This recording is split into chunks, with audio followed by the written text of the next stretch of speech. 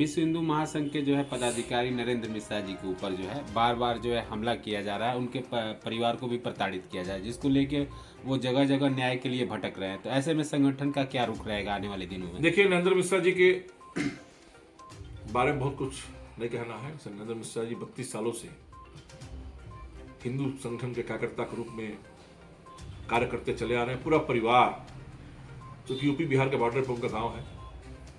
अभी पूर्व में घटना घटी थी 25 तारीख को अक्टूबर में जानलेवा हमला हुआ था, जिसका संगठन ने पुरजोर विरोध किया और उनको न्याय दिलाने का काम किया। मुकदमा दर्ज हुआ 308 का और बलबा और तमाम चीज मुकदमा दर्ज हुए, उस पर कार्रवाई हुई, गिरफ्तारियां हुई। हमको भी जानकारी मिली है उनके द्वारा, हमको दूरभाष बताया गया है कि कल दोपहर में फिर वही अराजक तत्व वहां घर में उनकी अनुपस्थिति में गाली गलौज और जान मार के धमकी देने काम किए हैं, जिसका मैंने बोला है उन्होंने प्राथमिक थाना कोतवाली पड़ोना को दिया है। संभवतः आज मेरी बात हुई है, पुलिस मौके पर दरोगा जी गए हैं जांच करने के लिए, उससे मुकदमा दर्ज कराया जाएगा। क्योंकि पूरा मामला जमीन का है और कुछ माफिया, कुछ अवैध जो सरकारी जमीन पर कब्जा किए हैं, क्योंकि एक सामाजिक कार्यकर्ता है, तमाम विषयों पर अपनी आवाज उठाते हैं और उसी क्रम में इनका उत्पीड़न बार बार किया जा रहा है। लेकिन संगठन पूरा इनके साथ है।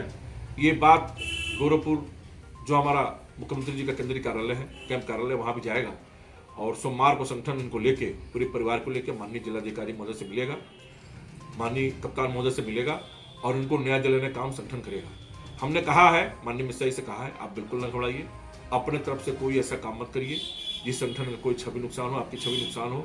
आप एक होनहार कार्यकर्ता हैं, हिंदू कार्यकर्ता हैं और आपकी आवाज उठाने का काम संगठन करेगा। और सोमवार को हम माननीय डीएम साहब, माननीय कप्तान साहब से मिलेंगे और इनको पूरा आशा है, पूर्व में भी इनको न्याय मिला है, मुकदमा दर्ज हुआ, गिरफ्तारियां हुई, अभी भी गिरफ्तारियां होंगी, कार्रवाई होगी, गुंडा एक्ट कार्रवाई होगी।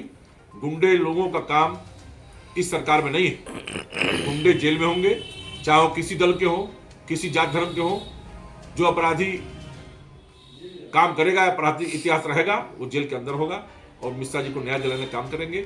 जो पट्टे की जमीन को मिली है उस पर भी कब्जा प्रशासन के सहयोग से दिलवाया जाएगा, क्योंकि भूमिहीन आदमी है। मैं इनको 32 सालों से जानता हूं, 1 डिसमिल जमीन भी इनके नाम से नहीं है। और बार बार ये कहा जा रहा है कि आपके भाई का कब्जा है, आपका कब्जा है। मैं पूछना चाहता हूं, बहुत बड़ा प्रश्नवाची चिन्ह सामने खड़ा है कि क्या ब्राह्मण होना पाप है? क्या हमारी सरकार है, डबल इंजन सरकार है, इसमें कुछ अधिकारी का ये कहना कि आप ब्राह्मण हैं, जैसे कि आज तहसील दिवस में वो गए थे, किसी अधिकारी ने कहा कि आप ब्राह्मण हैं, आपको जमीन नहीं मिल सकती आपके भाई को। अगर कोई भूमिहीन है तो परम पूज्य योगी आदित्यनाथ महाराज जी का स्पष्ट निर्देश है, अगर कोई भूमिहीन है, आवास नहीं है, कहने का ठिकाना नहीं है, अगर बंजर और नवीन पट्टी में वो बसा है तो उसको उजाड़ने का काम प्रशासन नहीं कर सकता। उसकी व्यवस्था, अगर बहुत कहीं कोई बात होती है तो उसको पहले व्यवस्थित उसको बसाएंगे, तब उसको उजाड़ेंगे। अगर कोई ऐसी व्यवस्था नहीं है तो उसको उजाड़ने का काम नहीं करेंगे, तो कहीं कोई उजड़ेगा नहीं। ये सरकार बसाने वाली है, गरीबों को न्याय दिलाने वाली है, हिंदू सनातनियों की सरकार है और कहीं हिंदू समाज के लोगों के साथ कोई उत्पन्न नहीं होगा। अगर प्रशासन कहीं कोई लापरवाही कर रहा है, उच्च अधिकारियों को संज्ञान में लाके इसको मिश्रा जी को न्याय दिलाने का काम संगठन करेगा। इसके लिए सोमवार को पूरा प्रतिनिधिमंडल माननीय डीएम साहब के साथ मिलेगा।